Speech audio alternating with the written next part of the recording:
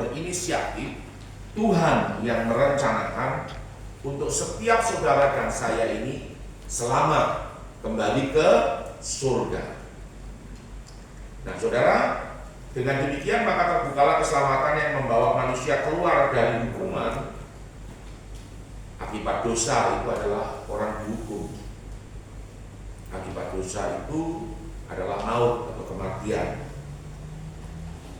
Nah, saudara, di sini dikatakan keluar dari hukuman kepada pembenaran, dari kematian atau maut kepada kehidupan yang kekal.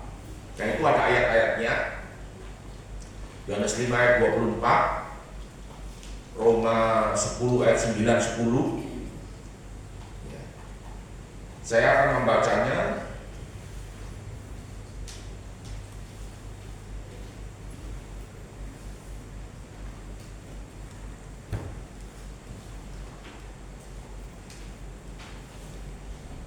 Di dalam Yohanes 9, Yohanes 5 ayat 24 ya.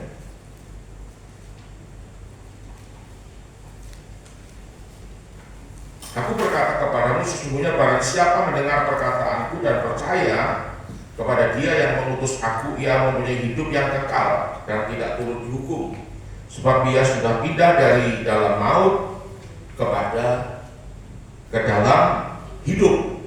Jadi saudaraku, kalau kita percaya kepadanya, barang siapa percaya Dia tidak binasa, melainkan memperoleh hidup yang kekal. Nah kita lihat tadi dalam itu ada 2 Petrus 3 ayat 9.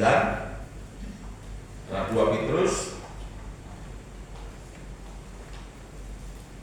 3 ayat yang ke-9, Tuhan tidak lalai menepati janjinya, sekalipun ada orang-orang yang menganggapnya sebagai kelalaian, tetapi Ia sabar terhadap kamu karena Ia menghendaki supaya jangan ada orang yang binasa, melainkan semua orang yang berbalik ya, dan bertobat. Jadi Tuhan itu menghendaki orang itu berbalik dan bertobat.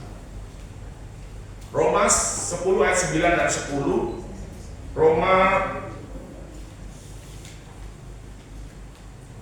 10 ayat 9.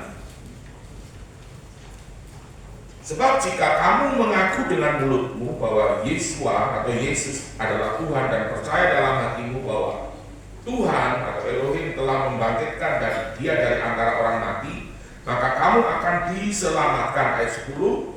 Karena dengan hati orang percaya dan dibenarkan, dan dengan mulut orang mengaku dan diselamatkan. Kemudian kalau kita lihat Galatia pasal 3 ayat 14-15 ini juga sama. Jadi ini adalah ayat-ayat yang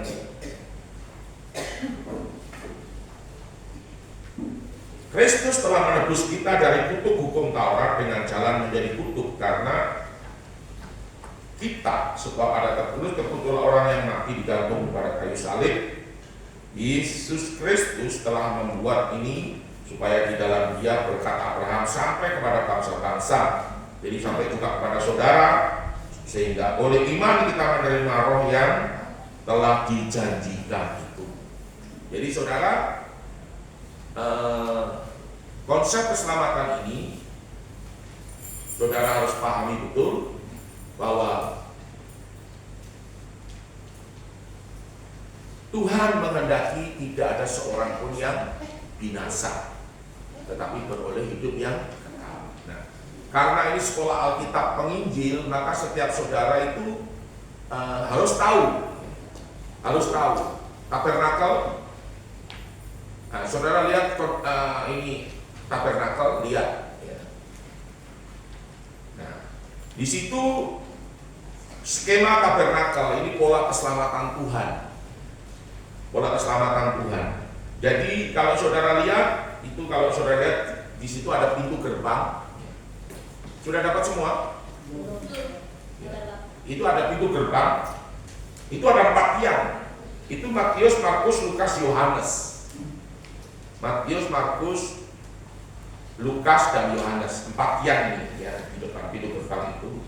Di situ menyatakan bahwa Tuhan Yesus Kristus atau Yeshua HaMashiach Itu satu-satunya pintu. Itu Yohanes pasal 10 ayat 7. Tidak ada pintu yang lain, tidak ada. Dan Tuhan Yesus Kristus satu-satunya jalan. Yohanes 14 ayat yang ke-6. Jadi saudara boleh coret-coret di situ, boleh catat Yohanes 14 ayat ke-6 karena tidak ada. Ya, itu saya tambahkan. Ya, jadi kalau kita lihat Yohanes 10 ayat yang ke Yohanes 10 ayat yang ke-7, saudara harus tahu betul. Maka kata Yesus sekali lagi, aku berkata kepadamu, akulah pintu bagi domba-domba. Jadi dialah pintunya. Tidak ada pintu lain, tidak ada. Pintu keselamatan itu, pintu mau masuk surga itu adalah Yesus. Yohanes 14 ayat yang ke-6. Ini banyak ayat, jadi saudara mesti target 6. Jadi kalau engkau nanti jadi penginjil, engkau mau memberitakan Injil itu mudah sekali. Saudara hanya ingat, oh Yesus adalah pintu, Yesus adalah jalan. Saudara hanya tinggal ngomong saja. Orang bilang banyak jalan menuju ke Roma, semua agama itu sama. Yo, tetapi jalan satu-satunya ke surga adalah jalan atau pintu untuk kita masuk surga adalah tidak ada yang lain, tidak ada. Seperti itu. Dan Yesus itu adalah satu-satunya Tuhan dan Juru Selamat. Ya, nanti kita lihat. Jadi kata Yesus kepadanya, akulah jalan, Yohanes 14 ayat yang ke-6, dan kebenaran dan hidup. Tidak ada seorang pun yang datang kepada Bapa kalau tidak melalui, tidak ada. Itu seperti itu. Jadi dia adalah jalan, kebenaran dan hidup. Jadi tidak ada jalan lain kecuali di dalam Yesus. Ini luar biasa, luar biasa sekali. Ya, kita lihat lagi yang berikut. Setelah pintu gerbang itu di tengah sini ada namanya pintu kemah. Jadi di bawah meja roti sajian itu di situ depannya pintu kemah. Terus di belakang ini ada pintu lagi, yaitu pintu tabir atau kain tabir. Jadi kain tabir saudara lihat. Ya toh, jadi ada pintu kemah. Nah, dari pintu kemah ini ke depan sampai ke pintu gerbang itu namanya halaman. Nah, oke. Terus dari pintu kemah ke pintu tabir atau ke kain tabir itu namanya ruang suci atau ruang kudus. Nah, dari kain tabir ini atau pintu tabir ini ke belakang ada tabut perjanjian itu namanya ruangan maha kudus atau ruangan maha suci. Oke. Terus kita kembali ke pintu gerbang. Setelah pintu gerbang itu ada mezbah korban bakaran. Ya toh? Ada mezbah korban bakaran. Jadi ini adalah berbicara tabernakel selayang pandang, tapi berkaitan dengan keselamatan yang kita sedang pelajari. Kemudian saudaraku, saudara harus pahami dan mengerti betul, mezbah korban bakaran ini menyatakan bahwa Yesus Kristus satu-satunya juru selamat. Gitu. Ya, jadi dia juru selamat. Jadi lihat itu di kertas, dilihat, sudah jangan ribut ya. Lihat di kertas itu. Itu bisa dibawa pulang dan saudara bisa pelajari. Nah, saudara mungkin tanya, Pak Pendeta, skema tabernakel dari mana? Itu dari Keluaran pasal 25 sampai 40. Itu Musa dibawa ke surga dan dia lihat bagaimana orang Israel itu harus beribadah.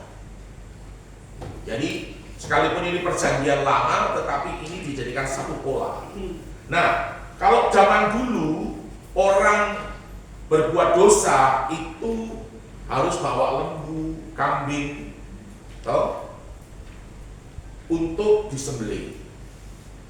Nah, Darahnya, ketika ada imam, darahnya itu dibawa masuk melalui pintu kemah, lalu masuk ke dalam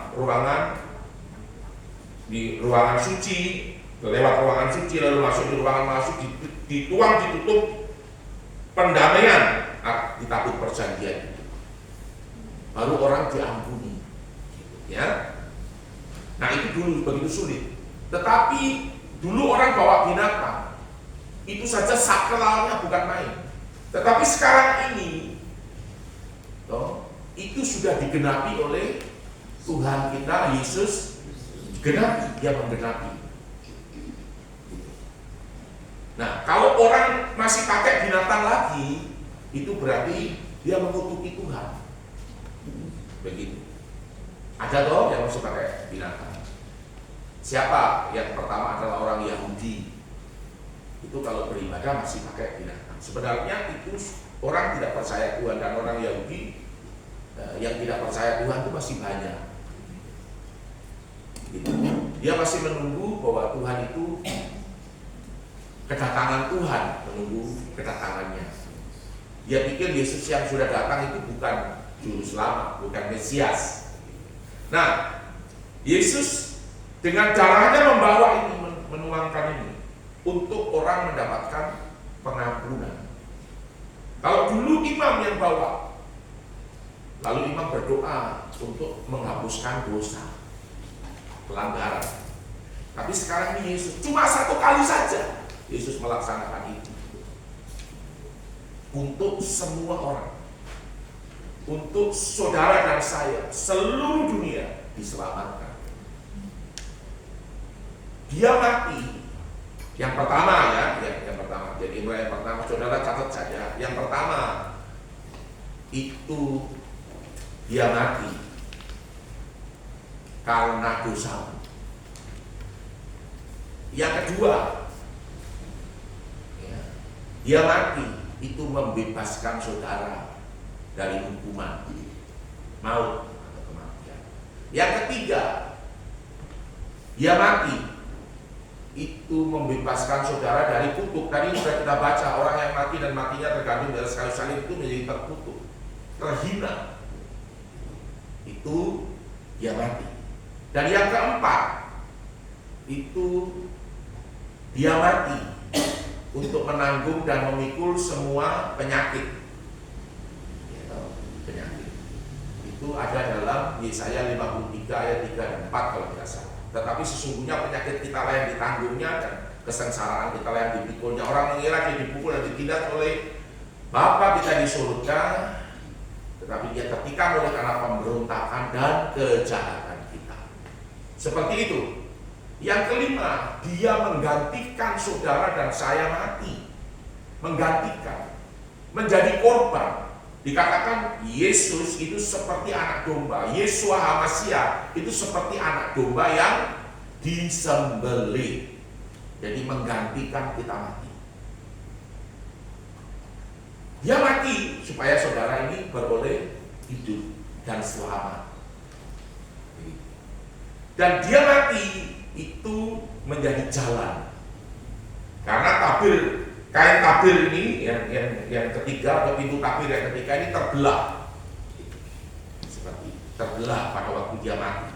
Ada gempa bumi yang dahsyat, ada gempa bumi yang hebat. Seperti itu. Nah, saudara, tabir ini terbelah. Jadi tidak ada lagi penutupnya. Jadi orang dari depannya di pintu gerbang bisa lihat pintu kemah dan langsung bisa lihat pintu tabir, bisa lihat kerajaan surga. Karena tabut perjanjian itu adalah lambang kehadiran Tuhan atau lambang daripada surga yang terbuka. Begitu. Nah, saudaraku, dia mati menggantikan saudara mati.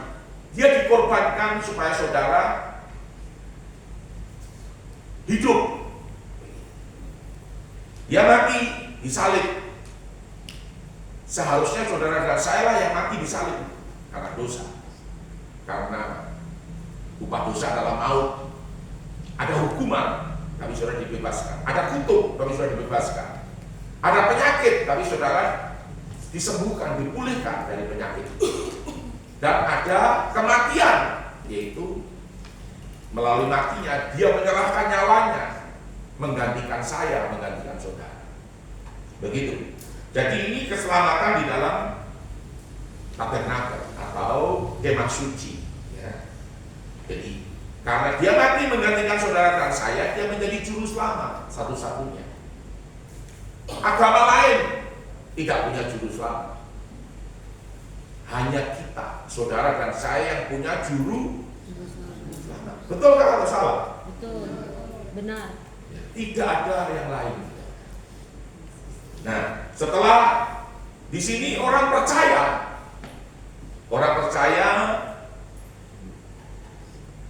dalam hati dan mulut.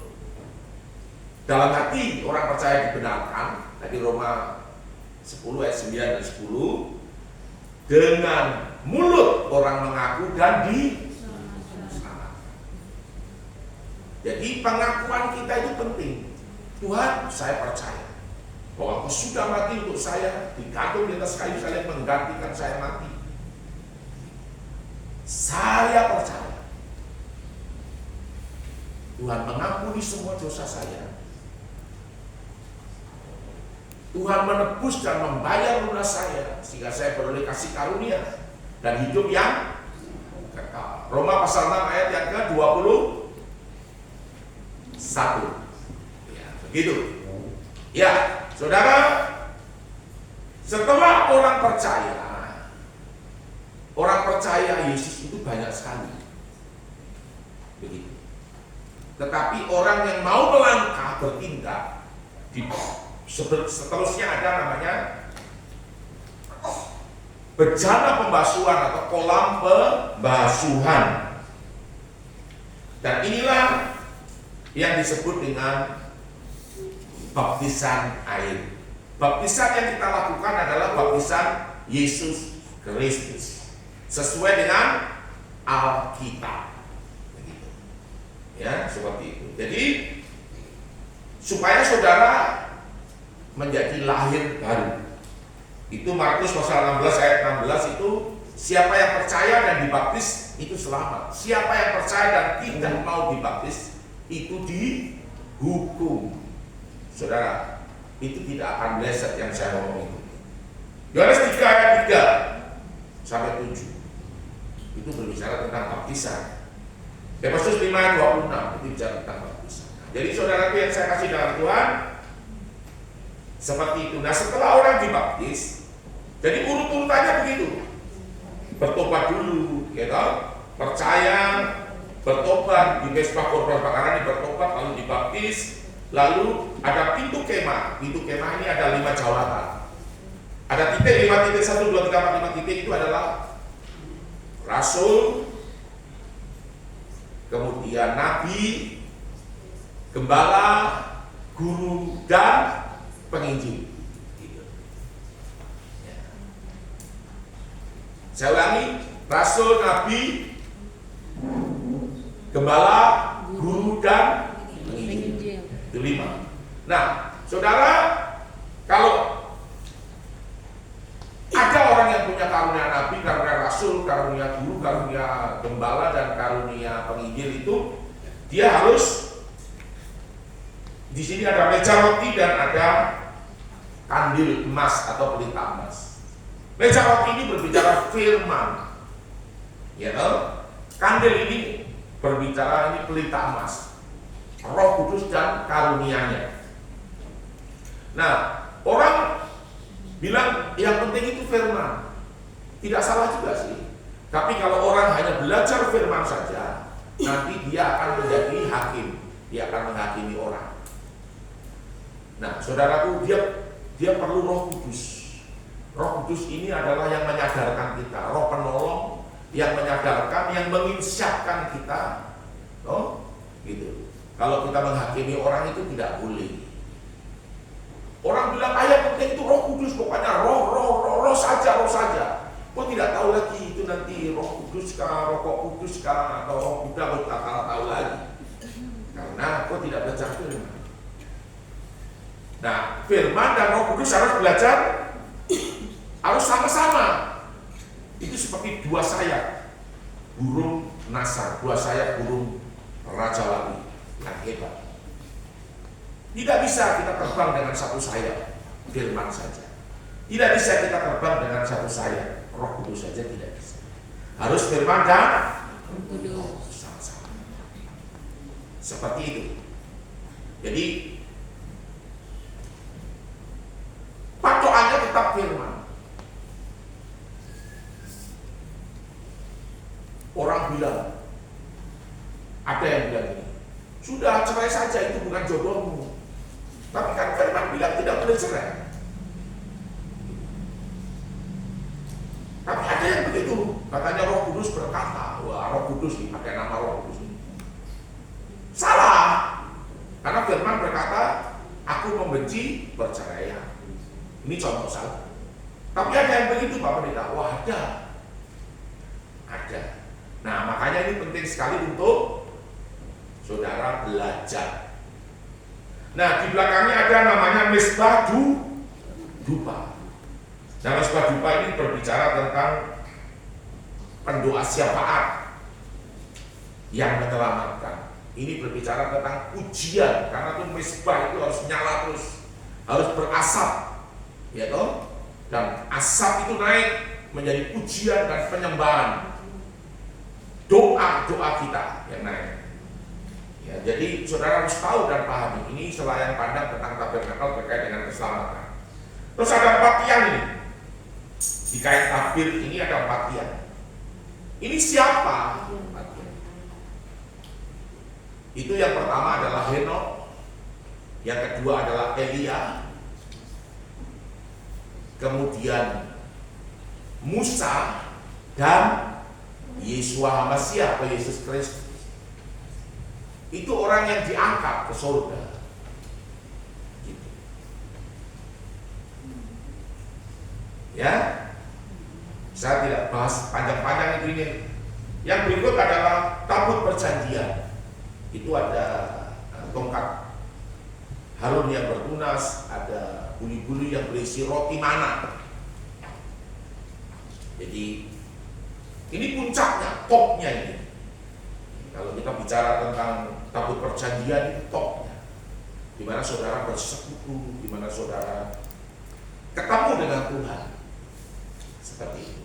Nah, saudaraku, jadi yang pertama adalah halaman, itu dari pintu kemah ke depan sampai pintu gerbang itu halaman. Yang kedua dari kain tabir ke pintu kemah itu ruangan suci atau ruang kudus. Dari terakhir kain tabir, belakang kain tabir itu adalah ruangan maha kudus.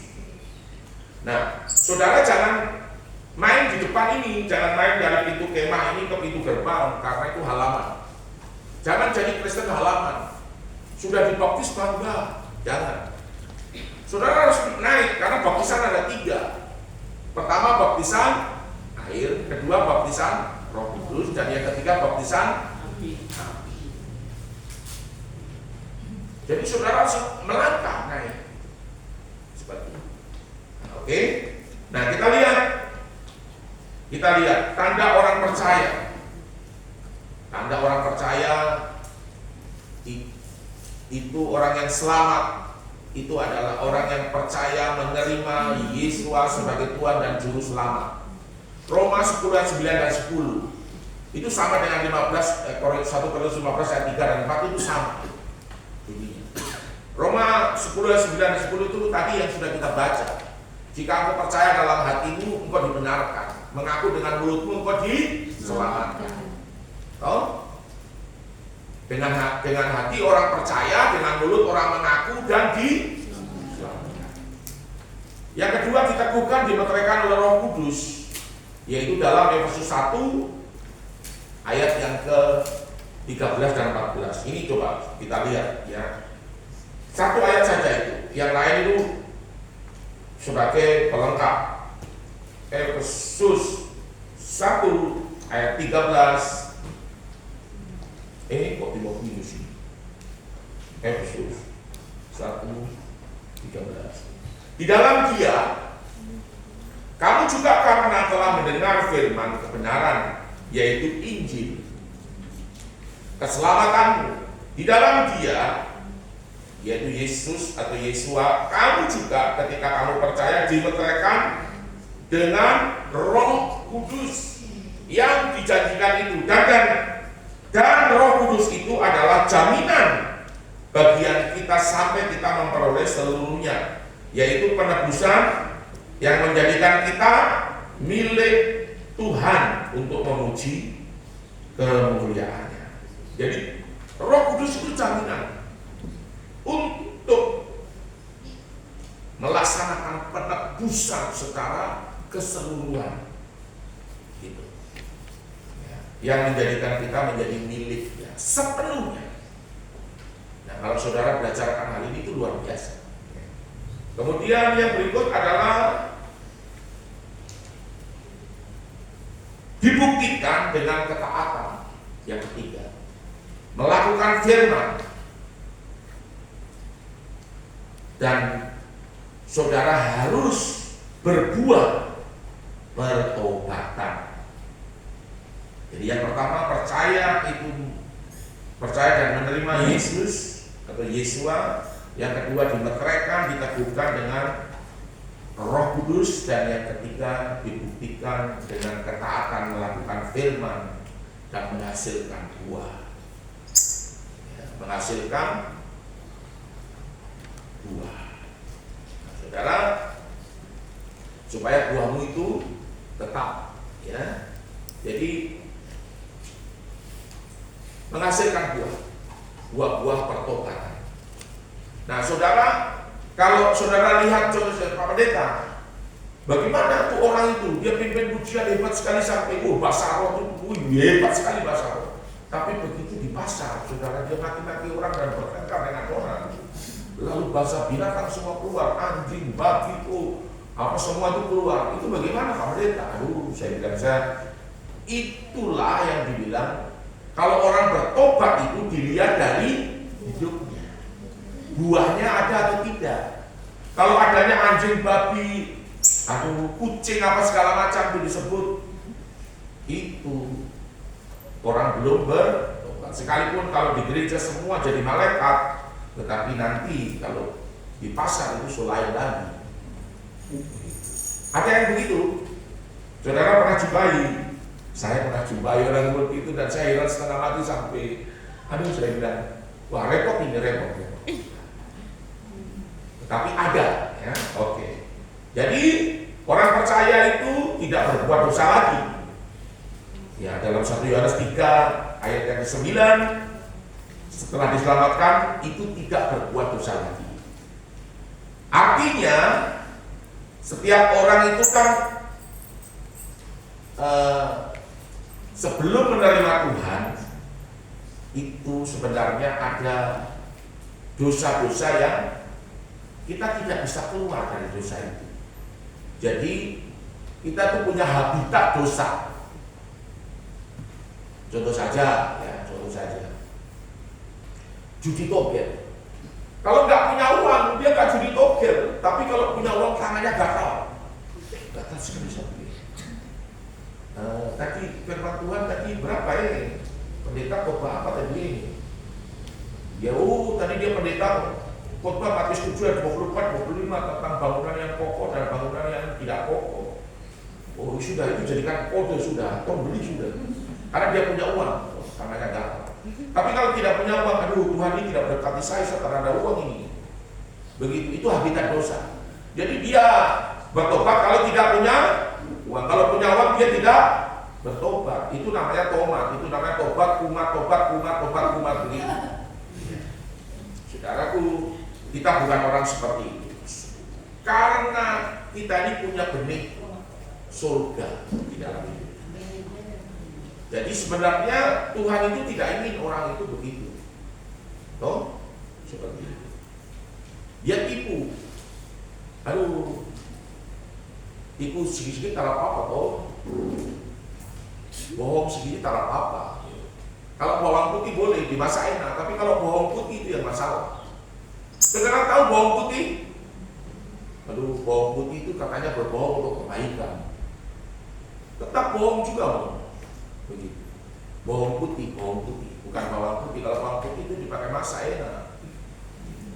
Seperti itu. Nah, bagaimana apabila orang percaya itu jatuh dalam dosa? Di sini dikatakan bahwa Yohanes 1 Yohanes pasal 1 ayat 9,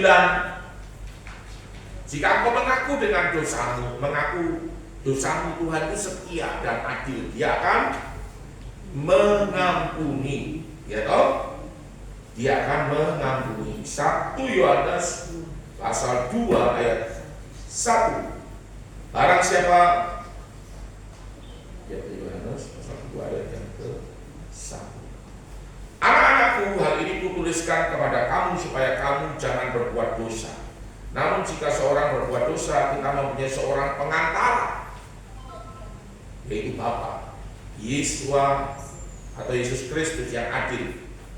Dan Ia adalah pendamaian segala dosa kita. Bukan untuk dosa kita saja, tetapi dosa seluruh dunia. Jadi Dia menjadi jalan pendamaian buat kita, buat saudara dan saya. Yesaya 1 ayat 18, ya itu hampir sama. Yesaya 59 ayat 1 dan Yesaya 59 yang tidak ada di situ. Yesaya 59 ayat 1. Sesungguhnya tuh tangan Tuhan tidak kurang panjang untuk menyelamatkan dan pendengarannya tidak kurang tajam untuk mendengar, tetapi yang merupakan pemisah antara kamu dan Elohim ialah segala kejahatanmu dan membuat Dia menyembunyikan diri terhadap kamu sehingga Ia tidak mendengar, ialah segala dosamu, sebab tanganmu cemar oleh darah dan sebagainya. Ya, itu ayat yang ketiga. Nah, saudaraku yang saya kasih dalam Tuhan, coba, Tuhan itu bukan tuli, cuma dosamu itu yang membuat Dia mungkin menyembunyikan diri dan tidak mau mendengar. Tapi Tuhan itu menjawab doa, Dia mendengar. Tetapi dosa itulah yang menjadi penyebab untuk kita tidak bisa menerima jawaban dosa itu yang. Nah, saudara, kita tidak berbuat dosa lagi. Amin. Ya. Jadi keselamatan itu hanya ada di dalam Yesus Kristus. Ini saya pakai bahasa Ibrani ya. Minta maaf. Kalau saudara pergi ke Israel itu, di Israel itu orang menyebut Yesus itu Yesua Hamasia. Karena pada waktu Yesus lahir itu, Dia namanya bukan Yesus Kristus, namanya Yesua Hamasia. Sebab dia orang Ibrani. Saya sudah ke Israel, saya sudah ketemu dengan orang Israel dan saya sudah tanya mereka. Mereka yang percaya Yesua Hamasia itu belum banyak, itu baru 4%. Nah, Tuhan kita, Bapak kita itu namanya Yahweh. Itu ada dalam Alkitabku ini. Alkitabku ini menulis. Itu kalau kita lihat di dalam kamus, ya dalam kamus itu di situ ditulis Tuhan. Di situ ditulis Tuhan itu salinan dari nama Allah Israel. Namanya adalah Yahweh. Pendeta, kenapa Alkitab itu dia kasih sembunyi-sembunyi barang itu? Iyo, karena Alkitab ini dulu yang menerjemahkan orang, kebanyakan orang Melayu, dan Melayu itu beragama Islam. Lalu siapa yang memasukkan nama Allah? Yang memasukkan adalah Abdullah bin Abdul Qadir Munsi. Di dunia Alkitab yang memakai nama Allah itu cuma 2. 1 itu Indonesia, 2 itu Malaysia. Selain itu tidak ada. Saya cuma kasih tahu saja. Mengapa? Karena memang Allah itu bukan namanya. Gitu. Pendeta, kalau gitu kalau yang sebut Allah bagaimana? Ya silakan, tidak apa-apa. Itu kan kepercayaanmu, itu kan imanmu. Tapi kalau saya enggak. Saya tidak minta saudara ikut saya, tidak. Tetapi saudara harus menggali kebenaran itu. Saya dengar kesaksian dulu ada pendeta namanya pendeta Julius Caviar di Gupti, di Karangmulia itu. Waktu dia berdoa di tembok ratapan, dia berdoa pakai nama ini, pakai nama A ini. Oh, lalu di sebelahnya orang Yahudi itu yang berdoa juga no. Dia bilang, sebelahnya lagi bilang no Allah. Dia pikir Allah, dia kan nggak tahu bahasa Inggris. Dia pokoknya terus berdoa saja dan orang teriak-teriak kiri kanan tuh no Allah. Lalu yang di belakangnya dibilang, kamu jangan pakai nama itu. Maksudnya dia baru dikasih tahu, baru dia heran setengah mati. Begitu. Jadi itu yang kesaksian yang almarhum. Jadi tolong keselamatan dalam Yesua Hamasia, Yesua Kristus ini dibagi. Materinya sudah dibagi? Oke. Nah, kita lihat sekarang manusia diciptakan oleh Elohim itu segambar dan serupa, sepeta, hampir mirip dengan Elohim, hampir mirip dengan Yahweh, hampir mirip dengan ditulis di dalam Alkitab ini Allah. Begitu. Kejadian pasal 1 ayat yang ke-26, saudara perhatikan dengan seksama. Berfirmanlah Elohim Yahweh, baiklah kita menjadikan manusia menurut gambar dan rupa kita, supaya mereka berkuasa atas ikan-ikan di laut dan burung-burung di udara, atas ternak, atas seluruh bumi dan segala binatang. Jadi di sini berkuasa. Jadi diberi otoritas penuh, berkuasa. Berarti dia menaklukkan semua. Ya. Bahkan yang memberi nama binatang pun manusia. Maka Elohim Yahweh menciptakan manusia menurut gambar Elohim Yahweh yang diciptakannya dia laki-laki dan perempuan, diciptakannya mereka sepeta, segambar, serupa, mirip, seperti itu. Kemudian yang berikut adalah manusia jatuh ke dalam dosa. Itu kejadian 3 ayat 6. Jadi setelah diberi otoritas, ada satu tempat yang namanya Firdaus, tapi ada di bumi, gitu. Ada di bumi. Itu dimana orang atau manusia yang diciptakan itu hidup dalam masa kekekalan. Dia sebenarnya tidak bisa mati. Cuma Tuhan buat aturan, semua yang ada dalam taman ini boleh kamu makan, tetapi kecualikan yang ada di tengah taman, yaitu buah pengetahuan yang baik dan yang jahat. Jangan kamu makan.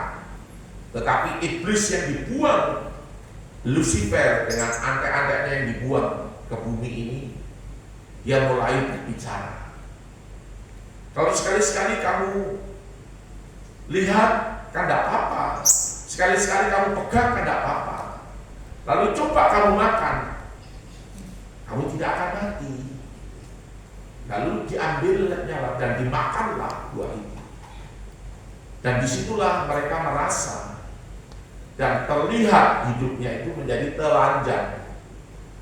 Jadi manusia sejak saat itu mengalami kematian dan diusir dari Taman Eden, bukan Taman Edan ya. Gitu. Sekarang itu banyak keluarga Edan, gitu, seperti itu. Jadi Taman Eden, ya seperti itu. Nah saudara, Taman Eden, tamannya Tuhan. Saudara, luar biasa. Manusia jatuh ke dalam dosa. Akibatnya tubuh manusia itu mengalami kefanaan. Lalu yang kedua, jiwa manusia itu tercemar. Dan yang ketiga, roh manusia tidak berfungsi, tidak terhubung, tidak terkoneksi, bersekutu dengan Tuhan. Artinya putus hubungan dengan Tuhan.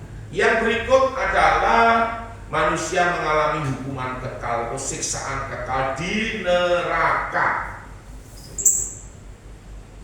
Ya. Terus Yang berikut adalah manusia jatuh ke dalam dosa. Ini. Ya toh, manusia jatuh ke dalam dosa dan itu hukuman kekal. Manusia terpisah dari Tuhan. Begitu. Nah, manusia memerlukan keselamatan. Untuk menyelamatkan manusia yang berdosa, Tuhan menganugerahkan keselamatan. Kita baca dalam Efesus, atau ada yang bisa bantu baca saya bawa mic di situ? Nanti bergantian. Efesus pasal 2 ayat yang ke-8 dan 9. Ya tolong siapkan mic-nya satu di sebelah sini, biar bergantian baca. Masuk Pak Pendeta terus yang baca. Sebab karena kasih karunia kamu diselamatkan oleh iman percayamu. Itu bukan hasil usahamu, tetapi pemberian Elohim, pemberian Tuhan. Di sini ditulis Allah. Itu bukan hasil pekerjaanmu.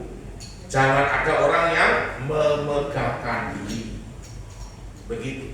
Jadi bukan karena pekerjaan kita, bukan karena hebatnya kita, bukan karena kita, bukan karena kita mampu, bukan karena kita bisa. Tidak. Tetapi itu semua oleh karena kasih karunia, itu karena anugerah, itu karena pemberian yang cuma-cuma. Jadi kalau ada Presiden Jokowi datang, aku nanti akan pergi ke rumahmu ya, Ibu Seri. Dia datang, lalu dia bawa hadiah.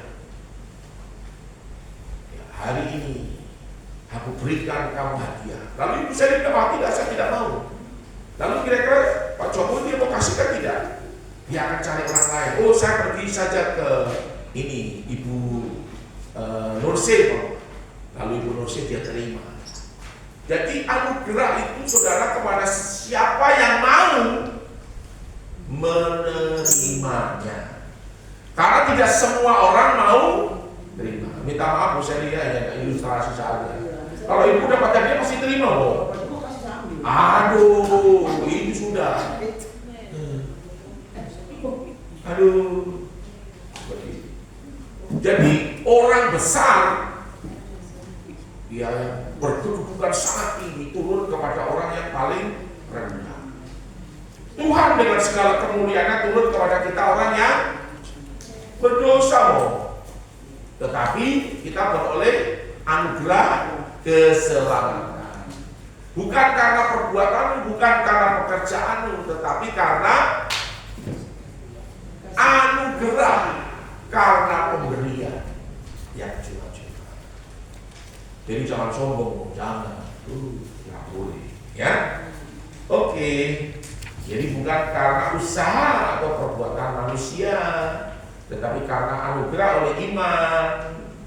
Martin Luther berkata keselamatan hanya karena anugerah, yaitu sola gratia, yang diterima manusia hanya oleh iman, sola fide, dan atau sola fide hanya berdasarkan firman Tuhan, yaitu sola scriptura. Manusia memerlukan keselamatan. Ya, ini dia. Ya. Manusia berusaha dengan agama. Apa itu agama? Agama itu adalah berasal dari kata ada, gama. Itu kacau. Gama itu aturan supaya tidak kacau. Agama itu tidak, itu tidak, gama itu kacau supaya tidak kacau. Supaya tidak kacau maka orang itu diatur. Nah, agama ini adalah buatan manusia. Betul ya?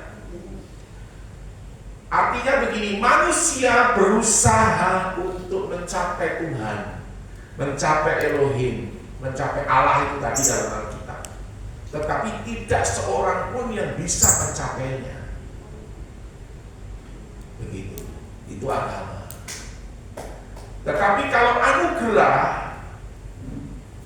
keselamatan, kasih karunia yang diberikan dengan cuma-cuma itu begini. Tuhan turun ke dunia menjadi manusia sama seperti kita. Iya toh? Sama seperti kita, saudara dan saya. Lalu dia berbicara kepada kita untuk menyelamatkan kita. Bisa atau tidak? Tidak ada yang tidak bisa dibuat oleh Tuhan. Bisa. Begitu. Oleh sebab itu dikatakan Tuhan itu juru selamat. Juru selamat. Ada seorang biksu, pendeta. Kalau seperti kayak saya ini biksu bisa masuk surga atau tidak? Ini cuma cerita saja. Ini saya ambil kesaksian dari seorang pendeta. Lalu pendeta ini mau jawab, kalau saya bilang bisa, lalu jangan-jangan saya salah. Kalau saya bilang tidak bisa, jangan-jangan bisa. Oke. Lalu pendeta bilang, oke, kamu tunggu 10-15 menit. Saya ke kamar dulu berdoa. Tuhan, kalau saya dapat pertanyaan seperti ini, kira-kira jawabannya bagaimana? Lalu tiba-tiba hikmat Tuhan turun. Oh, dijawab. Sudah, dia keluar. Bagaimana pendeta? Sudah, jawabannya nanti kamu pasti suka dan senang. Kamu bisa masuk surga. Biksu itu bilang, pendeta, kalau gitu kamu sama dong, sama-sama bisa masuk surga. Nanti dulu, kamu harus bisa melakukan taat dan setia kepada kitab sucimu. Kitab sucimu namanya apa? Weda. Apakah kamu bisa melakukan seluruh isi kitab sucimu? Aduh pendeta, mana ada orang yang bisa melakukan seluruh isi kitab suci? Tidak ada pendeta. Kalau begitu, kamu tidak masuk surga. Wah, pendeta ini sembarang saja. Begitu. Lalu, bagaimana dengan pendeta? Pendeta bisa melakukan seluruh isi Alkitab kan? Pendeta bilang, saya tidak bisa. Oh, kalau itu sama dong, pendeta juga tidak masuk surga. Nanti dulu, kau harus tahu bahwa memang saya tidak bisa untuk melakukan seluruh isi kitab suci Alkitab. Tetapi kau harus tahu bahwa saya punya juru selamat, namanya Yesus Kristus. Dan keselamatan masuk surga itu diberikan dengan cuma-cuma. Bukan karena perbuatan saya, bukan karena kekuatan saya, tapi Tuhan yang memberikan. Wah, pendeta yang betul saja. Kok tidak percaya? Kok bisa baca Alkitab? Terus biksu ini bilang begini, kalau begitu pendeta, aku kasih saya Alkitab 1 sudah. Lalu pendeta masuk ke dalam rumahnya lagi, dia kasih Alkitab. Sudah, ini kau bawa, kau baca. Itu 3-6 bulan berikut biksu itu kembali. Dia bilang, pendeta saya sudah baca. Aduh, pendeta memang tidak ada seperti Yesus, itu tidak ada seperti Yesus. Apa yang pendeta bilang itu betul. Sekarang saya sudah jadi Kristen. Katanya dia bilang begitu. Itu luar biasa. Jadi anugerah bukan karena kekuatan hukum punya agama tidak bisa Bapak. Kalau kau bilang, saya punya agama Kristen Protestan ini. Oh, karena bisa Kristen Protestan tidak bisa bawa masuk ke surga, karena bisa. Hanya Yesus. Dia adalah pintu dan ingat, dia adalah jalan. Tidak ada jalan lain. Agama bukan jalan menuju ke surga. Tetapi agama itu baik. Karena agama mengajarkan kebaikan. Toh, agama tidak boleh ajar bunuh orang. Agama tidak boleh orang bertengkar, berkelahi. Toh, agama itu mengajarkan supaya orang rukun, damai dan sebagainya. Tetapi saudara lihat, ada orang yang punya agama tapi dia bisa bunuh orang pakai nama Tuhannya dan sebagainya. Itu kan luar biasa. Luar binasa, bukan biasa. Saudaraku yang saya kasih dalam Tuhan, itu yang terjadi. Nah, saudara bersyukurlah karena saudara itu diselamatkan karena anugerah. Perbuatan baikmu, kesalehanmu, rajin ke gereja itu tidak merupakan jaminan kau masuk surga. Kalau kau tidak percaya Yesus dan hidup di dalam Yesus, hidup dalam Yesus. Ilmumu yang hebat, toh, profesor doktor, toh, mungkin saudara berpendidikan di fakultas, toh, itu tidak merupakan jaminan. Yang menjamin kau masuk surga itu hanya Yesus Kristus, Yeshua Masias, satu-satunya pintu masuk surga, satu-satunya jalan untuk masuk surga. Aku adalah jalan dan kebenaran dan hidup, tidak ada seorang pun dapat datang kepada Bapa tanpa melalui aku. Nah, cara memperoleh keselamatan manusia, yaitu ini ada dosa. Coba lihat kepada dosa, yaitu ada dosa. Lalu ada Tuhan. Dosa ini mengakibatkan manusia dihukum di neraka, dibakar dengan api. Tetapi Tuhan Yesus itu mati di salib. Tuhan Yesus itu menjadi jembatan, menjadi pengantara kita,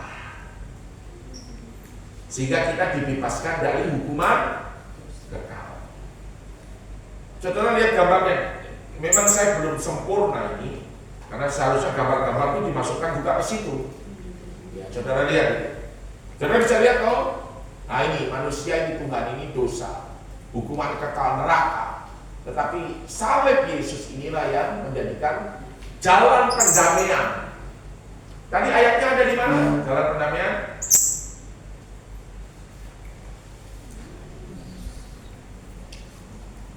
Kalau dimeteraikan itu Efesus 1 ayat 13-14. Kalau jalan pendamaian itu ada dalam 1 Petrus berapa tadi? Ini tadi, jalan pendamaian, menjadi pengantara. Kita diperdamaikan dengan Tuhan. Oke, saudara lihat itu. Ya. Itu ayat-ayatnya itu. Ya, jadi memiliki Yeshua. Ya. 1 Yohanes 5 ayat yang ke-12 dan ayat 11 dan 12. Ada yang bisa baca? Ayo bantu. 1 Yohanes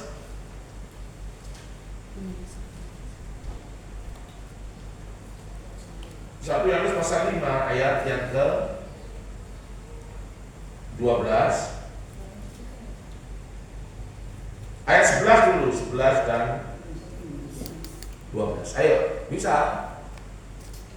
Atau saya baca sudah ya. Dan inilah kesaksian itu, Elohim atau Yahweh, di sini tulis Allah, mengaruniakan hidup yang kekal kepada kita, dan hidup itu ada di dalam anaknya, yaitu Yesus Kristus.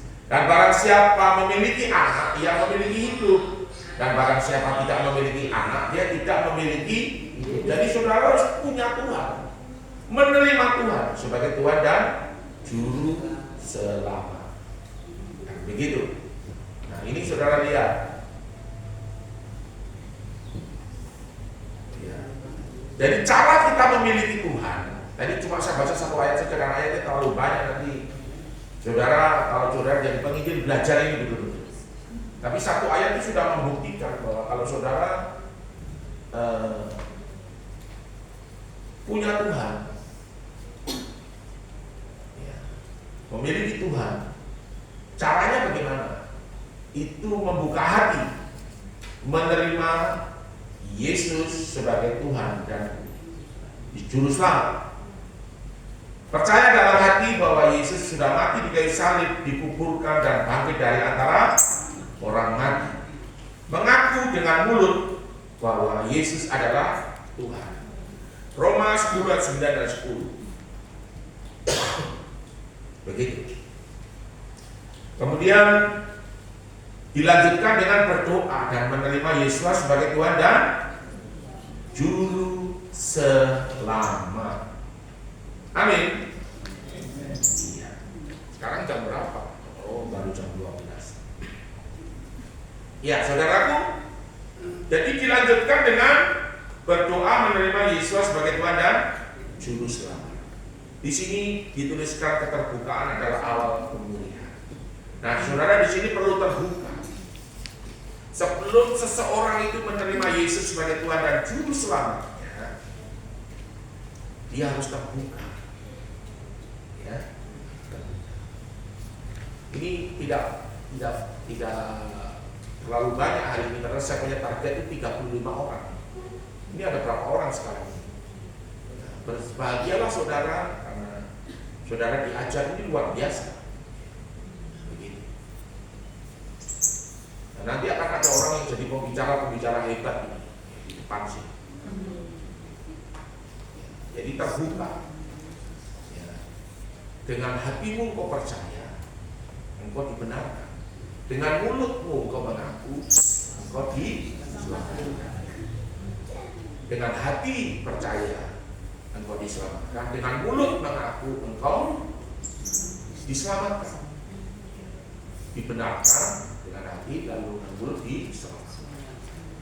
Saudara bisa lihat, seperti itu. Jadi caranya bagaimana? Yang pertama, kita bimbing orang itu, suruh mengaku dosanya.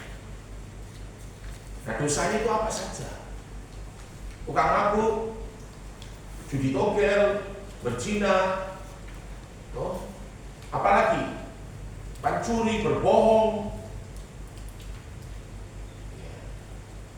pukul mertua, tukang maki-maki, bahasa-bahasa kebun binatang, semua saudara harus bertobat, minta. Amin. Saudara diampuni. Adakah di sini orang yang begitu kan? Kalau ada, saudara berdoa dan minta ampun kepada Tuhan. Atau ada yang suka nonton video pornografi itu sekarang luar biasa. Gitu. Ya, anak-anak muda kita saja tidak ada yang datang, ini cuma satu orang saja, beberapa orang. Padahal ini adalah bekal sebenarnya. Saya dulu tidak ada yang ngajari gini, tidak ada. Makanya saya ini berkata begini, Tuhan, sebelum saya pulang ke surga, saya mau wariskan. Ini semua barang ini yang di situ ada modul 1 ini ada, modul 2 itu peperangan rohani itu ada, saya punya. Lalu kelas spiritual warfare, kemudian blessing and prosperity atau blessing dan kemakmuran itu ada. Pengajarannya semua ada, saya punya. Dan saya mau bagi. Lalu yang berikut adalah kelas Advan. Advan itu adalah untuk orang jadi orang hebat, itu adalah dia harus belajar ilmu berkhotbah, yaitu memelitik. Kemudian setelah memelitik dia harus belajar kan Advan tentang kedatangan Tuhan, apa yang terjadi di dunia ini, membuat kedatangan Tuhan sampai di mana, lalu kita harus buat apa. Kemudian nanti ada Islamologi di dalam kelas apa ini.